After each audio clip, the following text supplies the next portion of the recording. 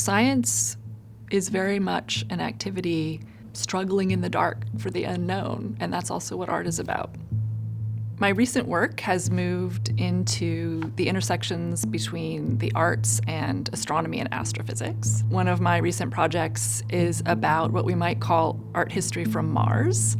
In 1965, NASA sent the Mariner 4 probe to Mars. It was the first human-made object to successfully reach Mars. As the probe swung over the surface of Mars at just a single flyby, it took 21 images and then transmitted those images. The problem was that this was very new technology, a new form of digital imaging, a new form of transmission. It's coming down to the Jet Propulsion Laboratory, and its output is not as an image directly. It comes in on these long strips of teletype tape, pixel by pixel by pixel. And you can imagine how frustrating this must be. They're sort of holding Mars in their hands, but they can't actually picture it. They can't visualize it.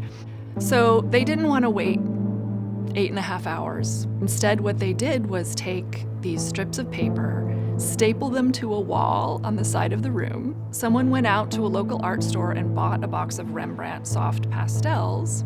They essentially color by numbered the very first image transmission from Mars. Normally, our knowledge systems are based on a very clear distinction between art, which is supposedly subjective, and science, which is supposedly objective, and they have different modes of operation and different materials and different protocols. But this image is a really almost impossible combination of the two. You can't take the art out of the science and vice versa. These early attempts to make sense of the universe, they tend to be complicated. They tend to be complex mixtures between the arts and the humanities and the sciences. Both artists and scientists are trying to perceive and render something that is beyond habitual modes of perception. Art is a portal to the unknown, and so is science, and so it makes perfect sense to me that they come together in these really essential early moments of exploration.